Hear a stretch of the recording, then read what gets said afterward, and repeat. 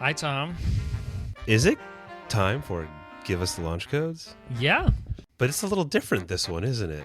Well, we're coming upon the winter holidays, and it's gonna be Christmas break.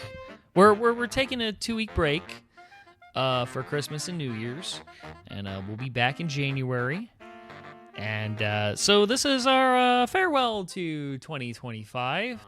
It's the farewell episode of 2025. Oh, it's the farewell episode of 2025. Yeah, this is it. This is basically the end of our season finale. Mm-hmm. It's been nice. It's been a good season. Because it's our season finale, I don't know if you've noticed something that's been on the table for our recording day. As we all know, a certain team has won the World Series. Yes. Travis's favorite team of all time, even though I fucking hate that team. Yeah. But because they won. Back-to-back. Dynasty. 3 championships in 6 years, Tom. What's 3 out of 6? That's an F. That's an F. It's so. Yeah. And when was the last time you guys won? Who swept you twice this season? Yeah, and we still won the fucking World Series, and you didn't even go to the playoffs. But we swept you twice. That's all I need. Little victories. That's really, really sad, Tom. Hey, the Raiders were the only team to beat the Chiefs that season, and we beat you twice. We swept you. This is good. Makes you wonder why you didn't make the playoffs at all. You beat the almighty Dodgers, and yet you couldn't get to October. If you go 3 in a row, I'll give you the dynasty. 4 out of 7, I'll give you dynasty. Okay, well, I don't need you to give me the dynasty. I need all of sports and baseball media to call us the dynasty, call us the team that ruined baseball. I need that. We are the most hated sports team in the country, and why? You guys played a great season. Hey, look, I hate that. I just hate the Dodgers, but I'll admit you guys were kicking butt. Hey, the rest of America hates the Chiefs too, and they hated the Patriots before then. I get the Chiefs. Fuck the Chiefs. Patriots is like, guys, you just hate greatness. The Patriots were awesome. Exactly. The Chiefs deserved it. Greatness. Anyway, I have something that's been on this table for about an hour and a half. A little package, if you will, to say, more to show my appreciation and say thank you, because, folks, Travis edits and produces literally every single fucking episode for this podcast. So, Travis, this gift is for you. Oh, Tom, you didn't have to do that. No, I wanted to say thank you. You are... I didn't get you anything. Well, you're not supposed to. This is for you to show you thank you for all the editing you do. You work hard. So I know you would enjoy this. Oh, my dog's going to help out. You want to get the paper, buddy? Don't get the present, though, Tater Tot. Please don't. Okay. Here. And so you pull it. There we go. There we go. All right, open it up. This is for you, buddy. Oh, nice. It's a World Series 2025 Dodger champion T-shirt. Thank you, Tom. Oh, thank you, man, for everything you do. This is for you. Thank you. So, yeah, wanted to get that for you. I'm not buying that ever again. I will never touch Dodger gear again. But yeah, that must have been a big move for you to put your own money. Do you want to know t-shirt. what happened when I bought it? Yeah, what happened? I was with my whole family, the 4 of us, my boys and my wife, and we were all wearing our Angels hats. And when I bought that, the guy at the cashier register was like this. The fuck are you doing with this? He's like, I looked at him because I just heard, what the fuck are you doing with this? So I looked at him and he's like this, dude, you're wearing that, but you're buying this? I was like this, dude, it's for my best friend. It's his favorite team. Trust me, I don't like that I'm even touching this, but it's for him. He's my best friend. He deserves this. And he's like, wow, you must be a good friend. I'm like this, I could be better, but this is for him. He's like, yeah, because you all four of you are wearing Angels hats. This is weird. I'm like this, dude. You can buy other things for other people. You know that, right? Again, I just think about how Dodger fans, when you think of bitter rivals, you include the Dodgers in that conversation. When Dodgers think of bitter rivals, we don't think about you at all.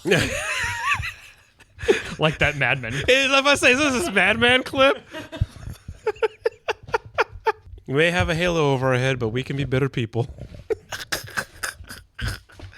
So anyway... we've had a fun year. Our first year doing this. We started in February 10th. Mm-hmm. Our first episode was the border laws and border policies. And now we're here. Mm-hmm. We're here with our farewell for the Christmas week. It's been fun. How much fun have you been having doing this? Well, when the episodes go over like an hour and a half, I have like a little less fun with it because I'm like, oh god damn it, I have to put this together. When it's like an hour or less, those are nice. You mean that awesome 30-minute episode that we did? That happened that I interviewed. It was like quick 30. Oh, yeah. It's like 24 minutes or something. It was the shortest episode we've ever done. And hopefully we'll do more. I was actually a little disappointed. I was like, really, Tom? You couldn't stretch this out to an hour? There could be more interesting convos to have, but yeah, no, that was very quick. I'd like to, in the future, one New Year's resolution is I'd like to keep the run times a little more consistent, but it's a growing pain year.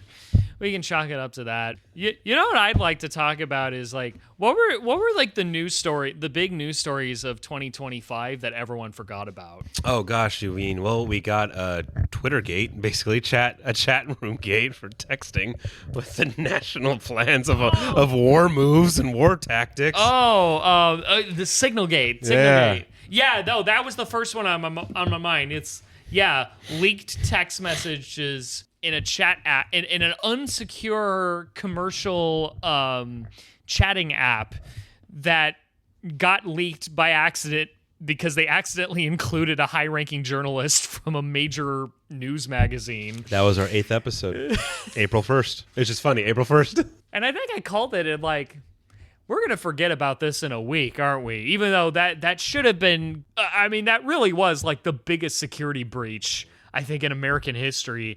And then...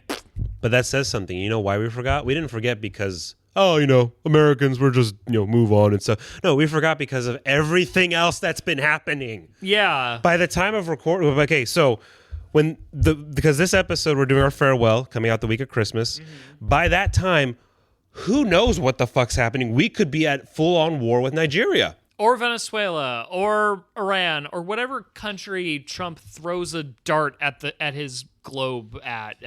New York City. We joke. The most likely assumption is American streets. But yeah, that's why we forgot. You know what's even interesting? Episode 7, just the previous episode before that, we did a PSA about scams. Yeah. And you know what's been funny? Within the past 2 months, I've had maybe about 1,000 calls from scammers, just scam calls. Yeah.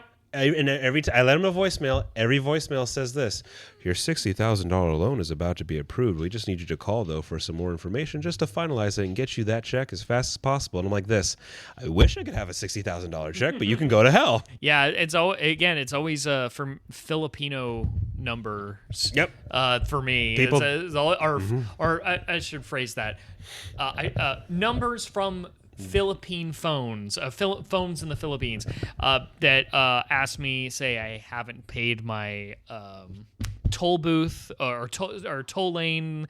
One offering me a job supposedly at some sort of big Hollywood studio with lots of money, and I'm looking at that number. I'm like, that is not a U.S. phone number. I don't believe this one bit. So to remind everyone again, if you don't have caller ID, do not pick it up. Let it go to voicemail. Pick up only the numbers you know right off the bat. Mom, dad, honey, wife, son, daughter, buddy, best friend. The people you have on caller ID, those are the only numbers you should be responding to, because everything else is sadly a scam. Which is probably why, like, if you follow an election and you find that the polls were way off, well, the reason being is they couldn't get enough young people to answer their phones, because we young people have caller ID and we see an unrecognized number. We're like, oh, I'm not going to answer that. Wait. You might provide the key on how we could, on how your favorite candidate can strategize his election. We need the polling numbers. Oh, I guess we're only going to talk to people over the age of 65. Hello, Gregory? Thank you for calling your grandma. Yeah. What else happened? Well, here's a fun thing that happened, just not news, but I think it was a cool thing. You did our first interview on June 3rd. That was cool. No, but that was a cool interview. I love that nursing interview, the nursing hour. Oh yeah, that was awesome. Mm-hmm. I loved that. You started off our interview phase. Yeah. It was a solid interview. Yeah, just I thought we needed to be talking to people outside, or just about what they do. Sometimes you feel like you don't see enough of that. And it gave us a good trend. I like doing the interviews. There's some really fascinating conversations you can get out of that. Yeah, that was great. I like that interview a lot. That's my favorite one because it hit me like what Denise was saying about like, yeah, don't bring kids to the hospital to visit people. The only people who need to go to the hospital is the patient and the person who got them there, if they're there, if that's a factor. Because I recently had to take my oldest to the ER. He's better now, but while we were there, me and my wife and my eldest in his room, just 11 hours like fucking bullshit. But thankfully he's fine. But while he was, the doctors were doing their rounds between him and others, the amount of people bringing babies and kids and just adults there for I'm like, no, that's a lot of people in one room. It's like insane. Who was also in the waiting room and lobby. It's like, what is this, fucking Thanksgiving? Yeah. It's like, no, people, the only ones who go to the hospital is the patient and the person who got them there, if that is factored in. Especially like the emergency room. Yeah, we were at the ER. So what I'm saying is, now when it's a minor, yeah, both parents should be there if it's possible. Because it's a minor. Yeah, even if you're 17, you want both your parents. After that, it's like this. Hey, if they can go by themselves, that's how it should be. If not, one person. Because it's a hospital. It's a hospital. It's a serious place. Yeah. You don't need more factors in of like sicknesses and disease and people just going like, hey, what's going on? I'm on my phone taking up space here. Like, no. You don't need that. The less bodies at a hospital are actually better. See, you say that, and then of course I think about like whenever my grandparents were sick on Christmas, and we would just go to but like they were stable, so it's like we would come over and we'd bring Christmas to them. But don't you understand how that's a specific thing? It's It's very specific. That's different. I'm talking about Tuesday, man. I'm not talking about the one time a year when it's like this. Hey, guys, someone's in the hospital still. Let's go take turns seeing them. That's come on, man. That's a given. Yeah. That's a given. That's why I love that interview, because it hit me so hard. Another thing which was funny, kind of tailing it back to our second episode, February 18th, the conspiracy episode. That was fun. That was our fun one. Yeah. Tinfoil hats are hardcore, man. What's another episode in our first season that you had fun with, or that people forgotten when we were talking about the news? The Elon Musk running Doge seems like such a distant memory now. I don't even think, is Doge still a thing? I just know that breakup was like watching something on The Bachelorette, dude. Fuck. It was like the biggest breakup in America history. I have to actually look this up. Like I don't even hear his name as much anymore. I just know that guy's a freaking nut. So I'm looking it up on Wikipedia. Doge, they're using is, not was, so I guess it's technically still a thing. Some acting administrator, it has an acting administrator by the name of Amy Gleason. So, and it's still in effect. It's still, I don't know if they're actually doing anything. As of August 2025, Doge is claimed to have saved $205 billion. Yeah, right.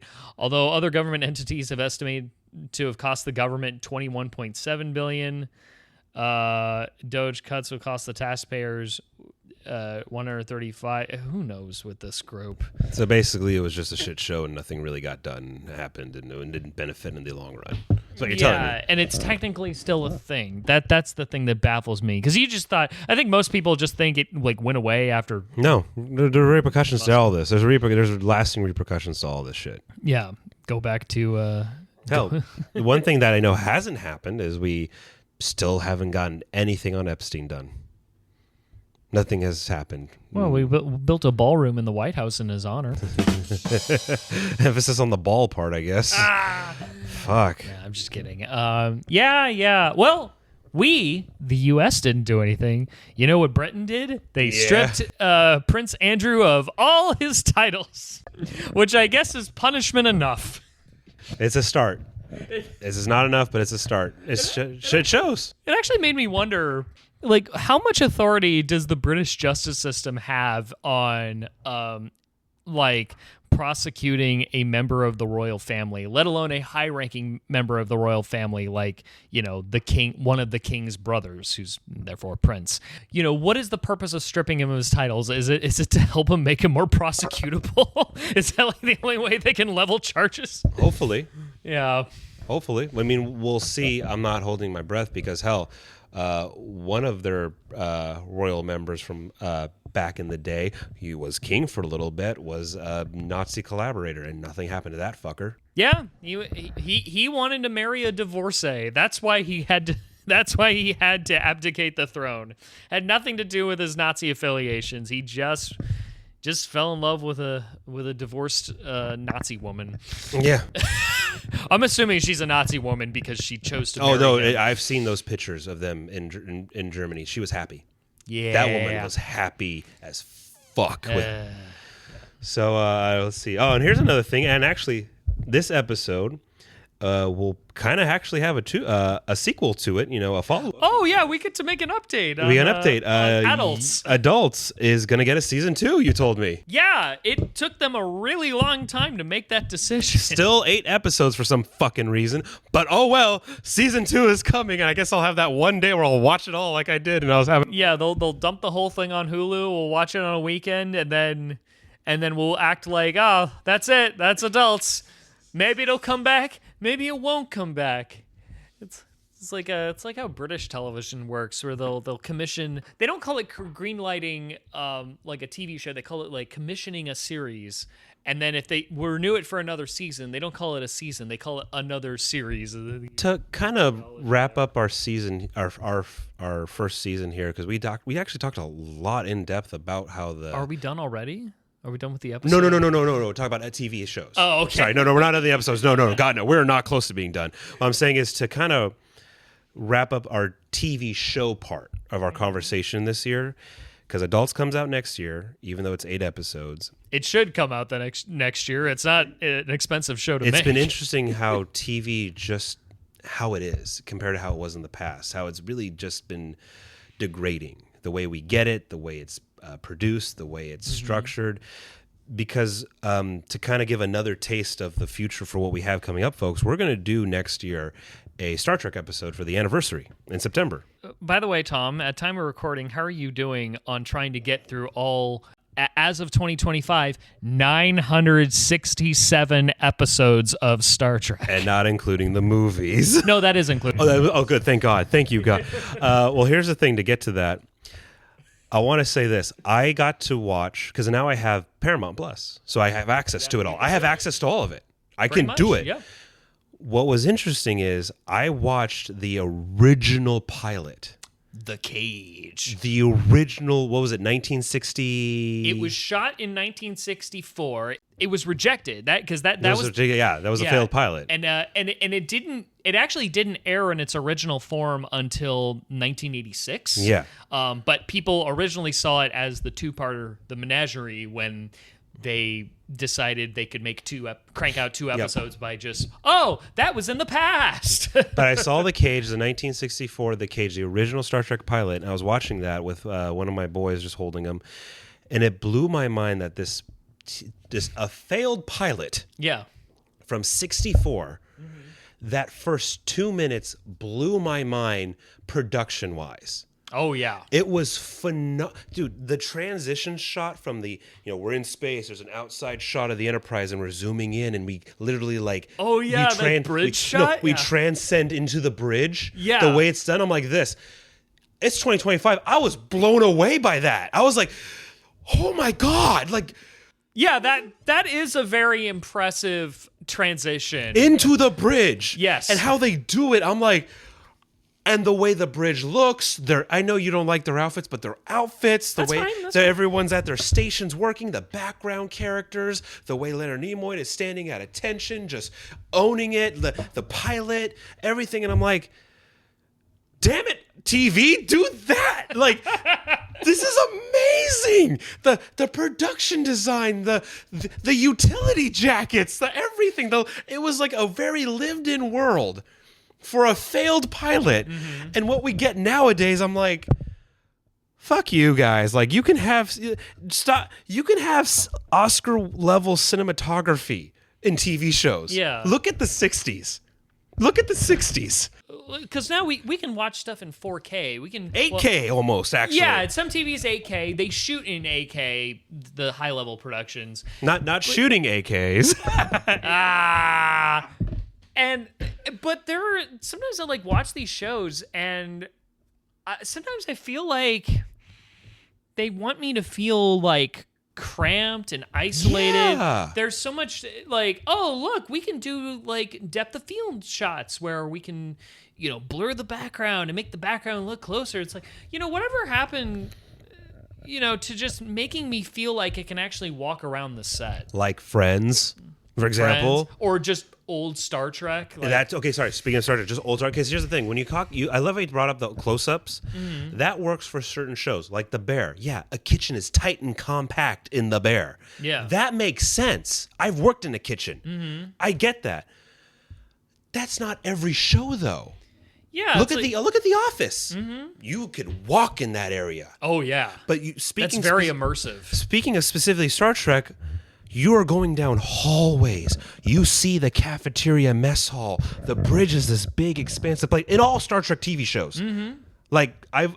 Because you asked about how, now getting into your question, how I'm watching and trying to get into it, I thought I would start off having a fun time. I'd watch the season premieres of every Star Trek. I'm trying to do that first, just to get an idea of every show. Like, how did it feel? Interesting approach. I just wanted to do that first. So, like, okay, so, the unaired pilot, and then now the official first one with, William Shatner. But then the first episode of Deep Space Nine, the first episode of Next Generation. Is it the season premieres or series premieres? Sorry, series premieres. Oh, I apologize. I've been watching the series premieres for every Star Trek show. Okay. I did, obviously... The original series, you have to technically do 2 episodes because one. Yeah. But then Deep Space Nine, Next Generation. I'm about to do Voyager next and Enterprise. Mm-hmm. But what was great about Next Generation, I'm like, that's a nice bridge. I'm just looking at the bridge, how great it is, how detailed it is, how they're walking around, how open people are coming in and out. Data's in the chair. The great Hotel Marriott in space. Worf's in the background, just working at his. It's like you're watching a workplace drama. You're not watching Star Trek. You're watching a workplace drama, and like everyone's at their post. No, none of the actors know what they're doing, but you feel like they do. Yes, they're just tapping at nothing on their touchpad. Or that the blonde with the short hair, just standing at attention, waiting to be called. Yes. Right? It reminded me of Hunt for Red October because they actually got the author to be the chief there. Oh, yeah. Yeah, and he's just like, I'm the only guy with a sidearm, and there's a reason why. And he owns every scene. Oh, my God. But yeah, no, I just loved that. And then I love Deep Space Nine, where you got a little bit of the Borg fight of the past. Yeah. And then you got a little bit of it, going through this ruined station, and a little bit of this, a little bit of there. You're learning people. I'm like, yeah, man, TV is like you felt like you could walk through sets. The promenade set on Deep Space Nine, I think, might be my favorite TV set. It's ever. great. Oh, I'm looking forward to the rest of the series. I can already tell. I'm like, we're gonna be doing a lot of living in this place. And they had levels. It was yes! there's balconies, and you could walk on them. I mean, I've heard directors had a blast trying to figure out new ways to shoot there. I've so far only seen it as a wreck because that's how I started. But I'm like this already. I can tell.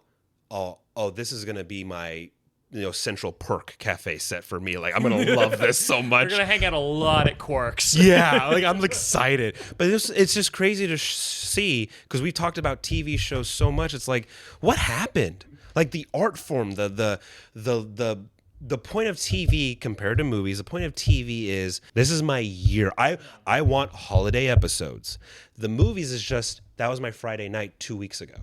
Whatever happened to TV feeling like a place you can come to hang out for a bit? Yeah. That's the point of TV. That's the point of TV is to hang out. Perfect example. SpongeBob and Patrick. Yeah. We're hanging out. Mm-hmm. Jimmy Neutron and the gang. Fairly Odd Parents. Even though it was animated, I felt like I could walk around Timmy Turner's home or Jimmy Neutron's secret base, underground lair. Yeah. That's the point.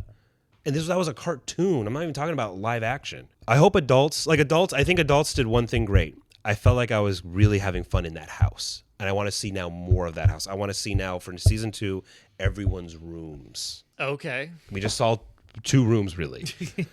Yes. I want to see now everything. So I'm looking forward to that. I feel like at least Adults is on the right track, just needs more episodes. But now also, too, talking about Star Trek again, because it's our future episode. I wanted to talk to you about this because I know you'd laugh. I saw a quick YouTube clip of Lower Decks. Which one? I think it said it was season 2, episode 1. I think you know what I'm talking about. Shields at 30%! Red alert! I'm starting to think this jam session's got too many licks and not enough comp. What does that even mean? Someone punch me a way out. Punching! Taking us into the anomaly! Brace for gluonic disruption! What?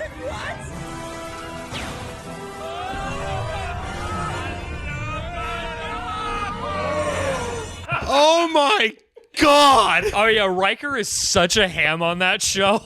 I was crying because I'm like, I've always thought of Riker like this. Let's go to take us to warp 5, 6, 7, 8.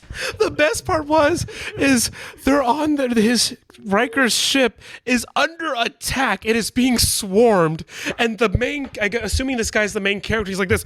Yeah, Boimler gets temporarily stationed. Boimler's there. freaking out. He's like, Captain, shields are at 30%, and Riker's like this. Red alert. I'm like, wait, what?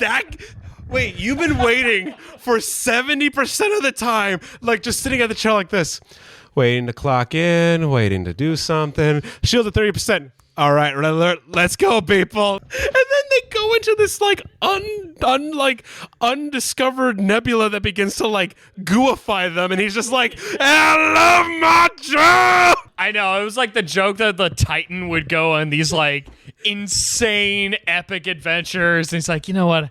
I just want to go back to the Cerritos. We do the cleanup work. It's fine. What I love about that moment, though, what made me laugh so hard is because we've talked about Bob's Burger on this podcast. Yeah, I love and Bob's Burgers. There's a very important saying about our species as a whole. Mm-hmm. That famous quote. I don't know who said it, but I've heard it before multiple times. It was even kind of speaking of it because Dick Cheney has died recently. It was said during the Vice movie. Fear the quiet man. I've seen it on so many YouTube comments and talking with you. It's like, Bob, fear when he loses patience, Bob Belcher. Bob is a very quiet man. Fear him. There's also another person you should fear. Fear the man who loves his job. You need to, that clip of Riker, like literally his face is turning into putty, but he has the biggest smile on his face. You better fear the man who loves his job, because it reminded me of 2 other characters in our pop culture. Oliver Platt as Porthos in the Disney's Three Musketeers. Remember that one line when he had that little like slingshot and he threw it at a guy's face and he goes like this? God, I love my work. Fear him. And then another man who said he loved his job. Heath Ledger's the Joker. I love my job. I love it. Wow. No matter if you're good or evil, just fear the man who loves his work. My God, Riker. They let him go crazy. I look forward to getting into Star Trek. I have basically 1,000 episodes until September 8th. Yeah, including 20 more episodes that they're going to release. And whatever else might get released, too. I'm looking forward to laughing my balls off at Lower Decks, because that clip alone had me crying. So what's your pathway? I'm assuming, because you texted me you rewatched the Abrams movies. Oh. Yeah. What is your chosen path? You watched the first 2 Abrams movies. Well, I've seen that before, and I just rewatched it for fun. Okay. Yeah. But my real thing is this: I just wanted to first see the series premieres of each season of each series, just to get a taste, and then I'm gonna go chronological. That thing you set for that file you sent me. In universe chronological. Yeah, I'm gonna go. Yeah, actually, no, I'm gonna do that. Not order of air date. No, I'm gonna go in universe. Oh dear God. Yeah, I'm gonna have fun. Because I grew. Okay, so here's the thing: I grew up with Next Gen. My dad and I watched a ton of reruns growing up. Okay. And then he showed me a couple of the OG, and then obviously the movies were been my bulk. But to me, Next Gen is just beautiful. Next, that Enterprise, that is home. Well, that whole crew, everything about it is the actors, the cast, the ideas, the conversations. I mean, and then also being a Reading Rainbow fan alone, just like, I love Reading Rainbow. Jordy's great. Everyone's great. Did you ever see the Reading Rainbow episode where they went behind the scenes on Next watched Gen? a little bit on YouTube. I was like, oh, that's how they do the transporter effect. They just like swirl like particle water. I'm going to do the Inter-Universe one just because I've seen enough growing up. Like, I've actually watched the original series in the past. My favorite episode from that one is the one where they try to start up a nuclear Armageddon with the people who are like black on one face, black on the white in reverse. I love that episode. That's my favorite episode. That's my favorite OG Star Trek episode. It just is. Let this be your last battlefield. Yeah. My Next Generation episode, which it scared me when I was a kid, was that one little horror one where people were just dropping like flies on the Enterprise. It was like a bottle episode, but it was like horror Halloweenish. I'm trying to remember. I don't remember what it was, but I'm just looking forward to getting back to them because I remember that just scared me. Okay. Because I watched Worf like drop to the ground. Huh. Okay. It was great. It was great. Yeah. But overall, I think I'm gonna do in-universe timeline. I'm looking forward to really getting into Deep Space Nine, checking out Voyager, Enterprise. I'm looking forward to. And I will do this after the shows. I'm going to watch the shows first. I am looking forward to rewatching all the movies again because I love the movies are great. Yeah. I'm probably of the minority. I really love the original movie. I think it's a great submarine film. The motion picture? The motion picture, yeah. The one with the V'ger, yep. And the sexy horny bald chick. Sexy ass bald chick. I like that I like Star Trek because I always see it as a submarine take. It's a submarine show. It's a crew on a submarine, but in space. That's what it is. Yeah. And that's why the original movie with V'ger, I just penetrating love that. V'ger's orifice. Yes, yeah. Even though the fucking the glory shots of Enterprise are so annoying. Oh, I love the glory hole. And it is a reminder, I've been here when it was glory hole days, and I've been here when it wasn't. There's a glory hole and glory shots in that movie, man. It's all that movie is. It's a very erotic film. Sounds like Jerry Jones would love that. Hey. I want me some glory hole. I'm looking forward to watching the movies. Wrath of Khan is just baller. Buried alive. The problems I have with the Abrams movies, I look forward to watching again because I like them for the entertainment, but man, are there some glaring problems. The plot of Into Darkness does not make any sense at all. It's like they introduce a plot twist and then they sweep you along until the next plot twist, and then when you stop to think about it for 5 minutes, you realize none of it makes a lick of sense. The coolest part about that film is the fact that the Enterprise gets overtaken in warp. That was freaky scary. Yes. That's scary because when the crew gets ripped out not in space, into warp. Yeah. You can't imagine what that's doing to the body. It's like we've seen on Star Trek before then, like where there's warp chases, and then it's like, the ship is gaining on us, Captain. What are we gonna do? You're starting chronological order. So that means you're starting with Enterprise. Yeah. You're gonna see that a lot with Enterprise because that ship could only go up to warp 5. So. Yeah, I remember that. Yeah, but we've never seen like a ship just kind of like bum rush like hair to tortoise and then boom boom. Start just wrecking it. But remember that sound? That was a freaky sound. And you just see people getting ripped into the and then the way it gets knocked out of warp, like it's like a fucking like pit maneuver, frisbee or something. I love that. And the first one I love the first one because it's like having fun with time travel, and Eric Bana killed it. Eric Bana, the fact that's Eric Bana as Nero. Fire everything. Or the funniest one. Hello, Christopher. I'm Nero. That made me laugh in theaters. Just the nonchalantness of like, hello, yeah, I'm Nero.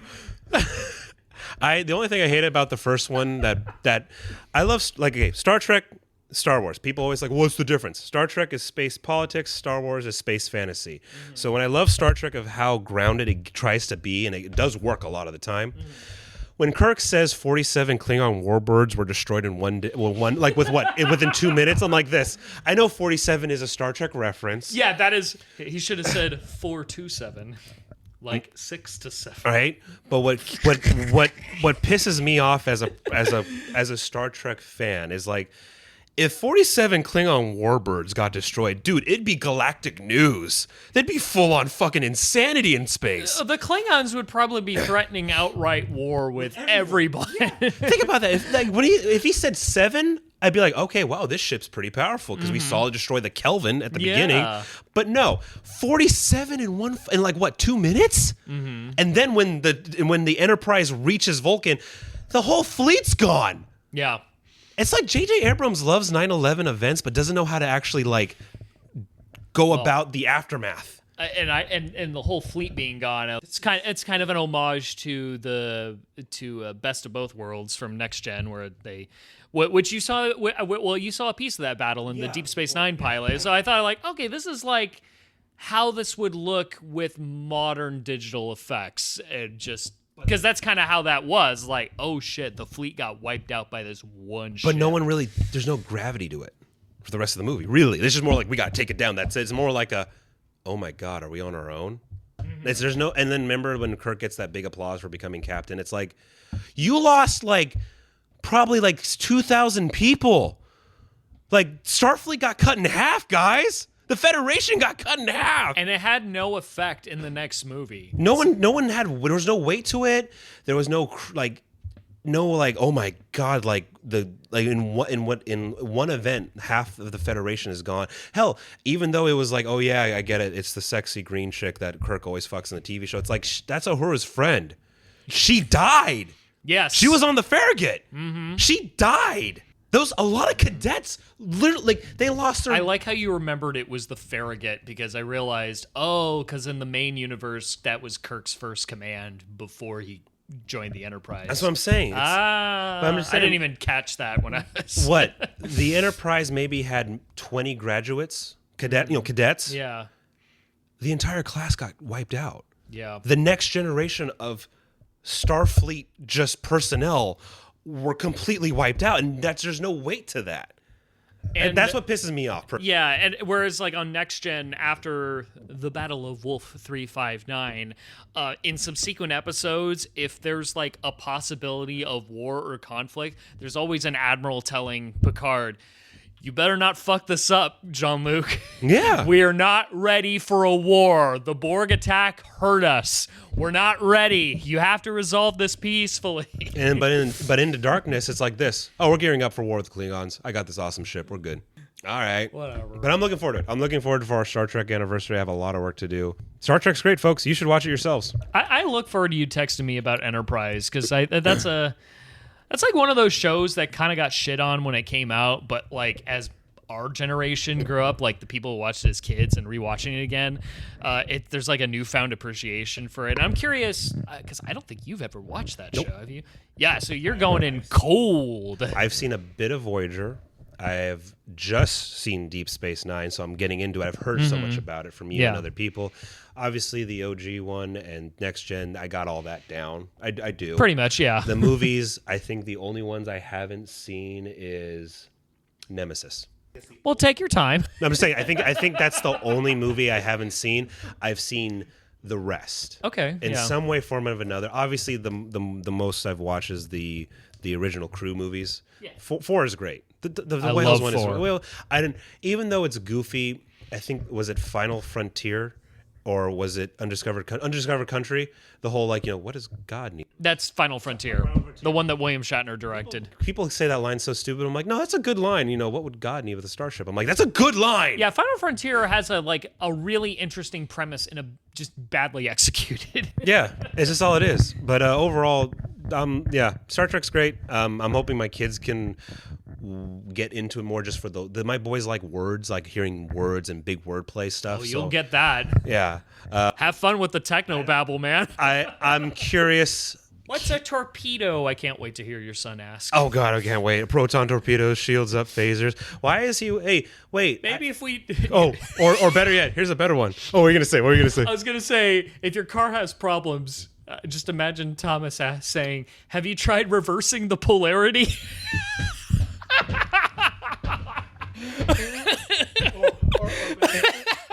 Or better yet, Thomas like this: Dad, go faster, go faster. I'm giving it all she's got, Captain.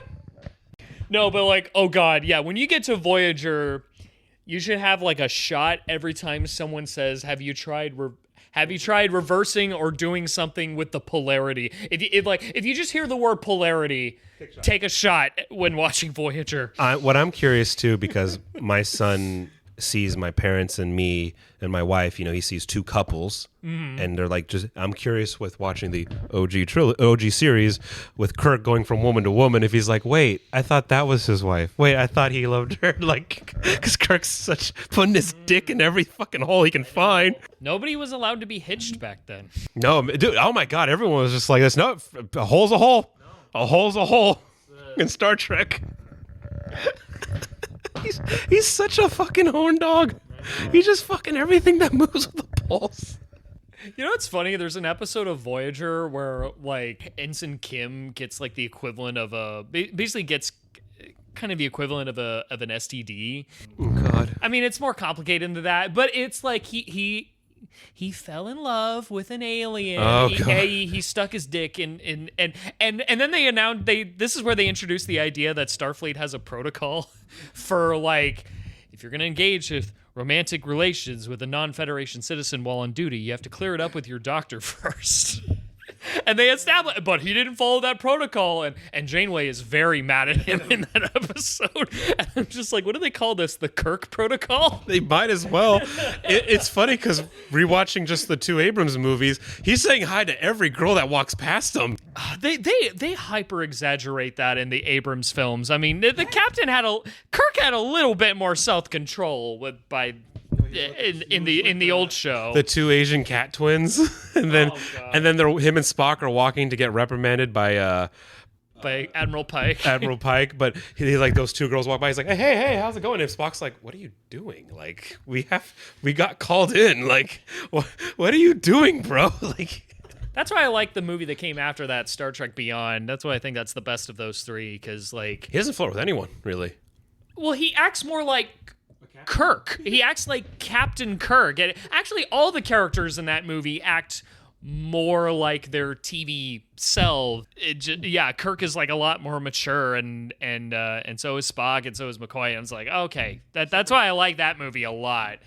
And actually, it kind of revealed that I've always thought of Chris Pine as like one of those actors that actually gets better with age. Yeah, he's like more. I love like more recent stuff that he's in. Yeah, he's like an actor that ages like wine. And I love his idea of older Kirk better than in the previous two movies. I hope he does more movies. He's a good actor. He is. He's great. He's great. And I hope at this point I don't want any more Star Trek movies, by the way. I just want shows. Yeah, and at time of recording, Paramount Skydance just announced that after 9 years, they're not developing that fourth movie. Good. Which I called it from the get-go. I was like, after 5 years, I'm like, that movie's dead. Yeah, good. And it's just it's not gonna happen. I think Star Trek has had its movie fun. Beyond was a great way to end it. Just go to shows. Just shows. It needs to be TV. Mm-hmm. It needs to be TV only. I don't want any more movies. If you watch that Section 31 movie oh God, that's right. I gotta watch that too. Fuck. If you get like 15 minutes in and you have that thought in the back of your head that tells you I don't want to watch this anymore, that's okay. You know me. You don't have to watch it. You know me. I will not fault you for that. You know me. I watch it. I want to watch the whole thing. I have to. It's just me. What? Okay, that was like a big, massive diversion. Well, it really tells where our head is at. Like, we'd rather just talk about Star Trek than anything else. Well, it just tells us we're excited for that episode. It's going to be a fun anniversary episode. It is. It's going to be and very also, fun. too, I have to do a lot of work, though. This is the thing. This is not like something where it's like this, oh, that'll be fun to talk about in 2 weeks or like a month. It's like, Tom, we can't, you have a deadline of almost 1,000 things to see and watch. And I'm going to be checking up with you every I have a month. fucking deadline. It's like, what have you gotten through so far? Here's another thing that's coming out next year that we're looking forward to, because we'll actually be doing a follow-up episode on the Halo campaign Evolved. Oh, yeah. We've talked about we want to do an episode where we actually play Campaign Evolved together and see if it's any good. I know the reception seems mixed from like YouTubers that I guess were given a demo and playing it. I don't mind there being changes because I'm like that they're adding new weapons. I don't mind the fact that Master Chief can sprint, although I'm open to hearing arguments otherwise. And if they I hope that there's like some story change. They're not afraid to make some story changes to like smooth out the storytelling a little bit better. I know that'll rub people the wrong way that basically just want like a carbon copy, but I don't want a carbon copy, and it looks like we're getting one maybe almost. Yeah, they advertise showing the silent cartographer By the way, mission. why is that everyone's fucking go-to for the first Halo? It's a silent cartographer. That's the only thing we all want to talk about. I'm like, the other levels are great too. I think like this the silent cartographer has this big fucking hard-on for everyone. Everyone has the hard-on for it. I mean, just imagine playing the flood. They what is the flood gonna? Well, look they like? said that they're going to have new variants of flood in there, but the flood will evolve through the rest of the game as it like starts to like take over and be more like we're free now. We're growing. We have humans and Covenant to our feast. But the problem that I have is just this is the chance to finally connect Reach to Halo 2. Where are the brutes? I've heard there's like some justifications for why the brutes weren't there. But I don't care about that. They have a chance to fix it. Well, because it makes sense. You had them in Reach. I did not expect Brutes to be in Breach. I did not expect the Brutes there. So you have the chance now to put Brutes in this game. You have, first of all, a chance. There's only, by the way, out of all the Halo games, only 2 of them have dual wield. Like, this is the time. This is the time to, like, put everything that has grown for Halo into the first game. Since they said they're going to remake the entire trilogy. So this is the chance to start it off like it is. There are brutes, dual wield, all the weapons. The elites do more than just say, wart, wart. Wart, wart, wart, wart, wart. They can talk to you now. There's like, you could have finally everything in the first Halo game, but it's like they're not going to do it. The only reason why I'm happy for it is just I get to do co-op with you. That's it. Yeah. I don't care about anything else. And we can do it on the PS5. That's the big thing. Because console exclusivity is dead. It is fun. It was heading that way. Yeah. It was, and if this is a successful launch, which I think it will be, now look what you can do with other stuff. Because remember, before Combat Campaign Evolve, Gears of War is on the PS5 now. Oh, They remade the first one. Oh, okay. It is on the PS5. So think about that. But now, because of Halo being the big thing about Halo is multiplayer, it's cross-gen co-op. Someone on the Xbox Series X can play with someone on the PS5, can play with someone on the PC. That's good. So I'm just saying, you're right. Exclusivity is dead. Let's see where this goes, and let's see what else gets remade now to be a part of that. I'm curious. Yeah. I'm curious now. Is the big move for remakes? Is this a reaction to like that one study that said that 60% of gamers are still playing old games? Yes, but that was done like years ago. Yeah. Is this like now that would give it time to react. That's right. No, it is, because think about this. And it's not like, by retro games, folks, we're not talking about like, oh, someone still has their 360 and PS2. No, we're talking about like PS1. We're talking about the Sega Genesis. We're talking about old 8-bit. 8-bit is dominating. 8-bit is a big moneymaker. Yeah. Or for the Mario fans, the side scroller. The 2D side scroller. That's a big thing. I understand why. Gamers are very nostalgic. Gamers are very much of a when you played your first video game as a kid, and you were alone on your own console by yourself playing your very first game that your parents bought for you for your birthday, Christmas, or whatever. It's a very big thing. It's a big. It's so special. It's so huge. It's so personal. Mm-hmm. Even if the game's shit, even if it was a shitty game, it doesn't matter. I'm looking forward to having that episode talk about it. Let's do it on Legendary. Well, Legendary and co-op might be more doable. We could probably do that. It's doable. Yeah, it's been a fun year. Now, overall, this has been a fun thing we started, and we're gonna keep doing it. We're gonna grow. I plan on taking us to #1. I'm having too much fun with this. Well, hopefully more of y'all will actually subscribe to us on Patreon. We have some plans on how to add some perks for that, such as, maybe you could listen to one of our episodes earlier than the rest, and other stuff. So, and with our Patreon, please, people, Travis does a lot of work. We don't want money for food. We want money to hire a freaking editing team. We want to hire an editing team. Yeah, we like to, because that means more episodes for you. Yeah. The folks, the listeners. What's one thing you're looking forward to next year with this podcast, whether we talk about or just in general? 2026 is going to be a big election year. And so, we're electing a new governor. So we got big primary stuff. We got the primaries, and then we have the general election. I look forward to like covering of that, and maybe to get find ways to make that more interesting. Live reactions, live recordings, live streaming. Yeah. I like that. I'd like to do that. I'd like to find more ways of talking about pop culture and stuff like that. But actually, no. The thing I think I'm looking most to is talking to more people for the podcast. Oh, the interviews? Yeah. I think the interviews are great. I love doing the interviews.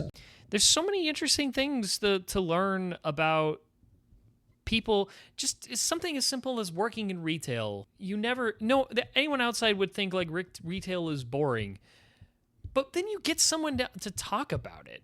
And I just remember what TV producer John Wells said. You'd be surprised how much people are willing to talk about the things that they do for their work. Yeah. And it could be just the most interesting stuff ever. I didn't that talk with Mandy about working returns. That was one of the most exciting conversations I've had in a long time. I had no freaking clue about any of that stuff. It blew my mind. It's great, man. And I just want, and I'd like to do that some more. I'd like to find more people to talk to, and for sure, folks, for the next season coming up, we're gonna finish up. You and I together will finish up the Salon Convos because we just got 2 out. We got 2 more to do, so that's one coming up for us. So yeah, no, I want to talk to everyone about any occupation. Yeah. And then also too is like not like someone our age, someone who's just getting into it. So someone who's like 18 to someone who's 78. Like every occupant, retirees, everything, everything. It'd be great. From the simplest thing to like even being like street sweeper. I want to talk to that guy. What is that job like? You see it once a week. Mm-hmm. What's involved? I'd like to talk to the garbage man who picks up our alley garbage and ask him why he doesn't feel compelled to leave him in an orderly manner. And I come outside and all the garbage cans are strewn about, like, guess I gotta fix that. Again. You're like, the city's about to pay me a check, god damn it. I would like to talk to a bartender. Various bartenders at various different levels of establishment, from dive bar to like clubs. Oh, club promoters too. Because I saw a bit of Modern Family when Haley was being a club promoter. I'm like, what is that like? That sounds interesting. Yeah. So yeah, no, interviews. You're right. I think interviews would be it's the most interesting way to talk to people and find out just humans. I think they make some of the most interesting episodes of our show, to be honest. What avenue, like, whenever you hear people in like sort of regular jobs being interviewed by like the news or whatever, it's usually because there's some sort of scandal involving like a store. Yeah, there's some incident that happened at that store or workplace or whatever. I'm like, what do these people do when nothing is happening? Yeah, what's the when the cameras are not pointed? It's like TV. The most interesting, the best episodes in TV are it's like this. What's going on a normal day? Mm-hmm. Like what's just going on? What's just normal? Like it's just what's the day? The day to day is always more interesting than the scandal. Because like my dad always says this one phrase. Whenever you hear on the news, like for example, because we brought it up, the elections and stuff, history has been made tonight. History has happened. My dad's response is, history happens every day. Only a dipshit focuses on the once in a while. Mm-hmm. History is happening every single fucking day. It's one of the things I like about sports is like, sometimes it feels like every day someone just did something that has never been done before. Like when they put up, like baseball especially, like they'll put up a graphic and then of like some really obscure stat that honestly you should never give a shit about. No one should. But they do it. Like what my favorite stat is, like Mookie Betts having the most hits of any baseball player with the initials MLB. That is like one of the stupidest stats ever. But when you see it, you go, well, that guy's doing something that no one else is doing. Speaking of sports, Something actually big happened this year. I don't even know if you know this, Travis. Something big happened in sports. The Dodgers won the World Series. Are we done talking about that? God, all right, I'm back to saying fuck. Give me the shirt. I have the receipt still. Give me back your shirt. I have the receipt. No. Did you know that this year, a very big, well-known name in sports has come out of the closet? Like it's a big thing. This man is a big name in the sports world. He's come out of the closet. Who? Stephen A. Smith. Is a Cowboys fan. It's official. It's true now. He came out of the closet. He is. We talked about this when we talked about him in our Shoot the Shit episode. Is this based on that Monday Night Football game where he sat with Jerry Jones? Well, we talked about it. It's like he's a closeted Cowboys fan because how much he wears the hats, the cigars. Every time they lose, he's so happy and he talks about it. I'm like, I think you just are a closeted. Talks so much shit about the Cowboys, yet Jerry Jones has him sit next to him in the VIP box. They're dancing. They're having fun. They weren't having fun at that game. Fucking Cowboys got throttled but after that one touchdown, by the Cardinals. After that one touchdown, though, it's like, yeah, Stephen A. Smith was always a closeted Cowboys fan. He's out of the closet, guys. He's a Cowboys fan now. Can that be the thing that candidates run to discredit his presidential run, please? Yes. I love, by the way, the build-up I did for this, the look you gave me of like, Tom, what the fuck are you doing? Like, are you gonna make fun of someone for being gay? Like, what the? I was like, what athlete? I didn't hear. Oh, fuck you, Stephen A. Smith. Oh God, I hope that's not something I have to look forward to in 2026. More discussions of his presidential run or whatever. He's gonna do it. The problem is I'm scared. I'm scared. The problem is just I'm scared. I'm underestimating his likability. I know he's popular, and that's why ESPN pays him the big bucks. But that's because he's a clown. He's not actually like smart when talking about sports. You just said it. He's a clown. We're in a clown show. He's just a clown with a better suit. But at least people thought Trump was a good businessman because he played one on TV. But everyone kind of knows. Like, sports is different, man. Like, the casual Joe can listen to Stephen A. Smith and be like, that guy's full of shit. But I'll still watch him because he's funny. But that guy doesn't know what he's talking about because he dissed my team. Or he dissed my favorite player. I can see it. But yeah. Fuck that. Fuck all of that. Oh God. You know what else I'm looking forward to next year? My dog's getting snipped.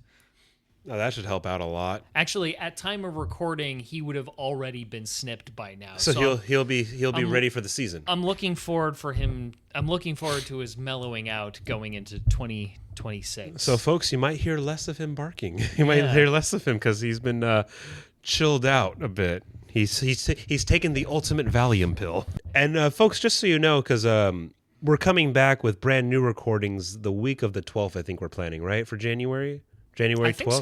The week of January 12th is when we plan on coming back with brand new recordings. We've recorded a lot in bulk. Yeah. We got, as you know, we do, and we're hoping to end the bulk recording because my thing I'm looking forward to next year is my hope is to get a crew, an office, to turn into a studio, and for us to do live recordings from then on out and just grow a company together. I'd love to just have like more timely episodes where we can react to like things that just happened. And then our more nonsensical other stuff like our fuck-its are added to the mix just like sprinkles on it. Oh, right? Yeah. No, that's what I'm looking forward to. So yeah, no, my what I'm looking forward to next year is just getting us to the point where we have our own office spaces. And we have a nice crew, 10, 20, whatever something small, but we're just busting it out. That doesn't happen without your support, though. Like, folks. You know. or one really fun lottery ticket. Hey, I'm doing both. I'm working twice as hard. I'm multitasking. I'm playing the lottery, and I'm going to get us going with money flow and cash. But I am looking forward to talking about specifically, actually, I just look forward to our fuck-its. I think it's just fun to talk about stuff that we haven't seen, but it's just crossing paths and like. Oh, you know what I'm looking forward to next year? I think no. Finally, us starting our SOA conversations. We have 8 Sons of Anarchy episodes to do. I'm looking forward to just starting at least a couple. to finally get down and talk about Sons of Anarchy and how much it's influenced us, and it's really a part of our lexicon, and that our SOA tip jar is basically like $140 when you think about it. I haven't seen that money. It's theoretical. We're that poor, remember? Well, I guess that's our season, folks. That's Thank you for listening, everybody. Yeah, thank you. Thank you for being a part of this, and thank you to all who continue to be a part of it, who join us in. You're gonna see us on Channel 5 News by Thanksgiving of 2026. Or at least on Channel 5 with Andrew Callahan on that YouTube channel. Yeah. Maybe a YouTuber will invite us. Maybe we'll get interviewed by a famous podcast YouTuber. Tucker Carlson takes anyone nowadays. Well, as long as it's on his show, because then he's platforming us. We're not. No. We're going to him. We'll go to him. I'll happily go to him. Well, that makes one of us. I'm not a whore, Tom. Hey, maybe I just want some frozen dinners to bring home. Stuff the microwave with some Stouffer's. Hey, I'm not a whore. I'm a high-end escort for like athletes and politicians. I cost money, damn it. I was thinking of the movie Easy A. Yeah. You're adopted, damn it, who told you? And remember when Stanley Tucci looks at his son, so where are you from exactly?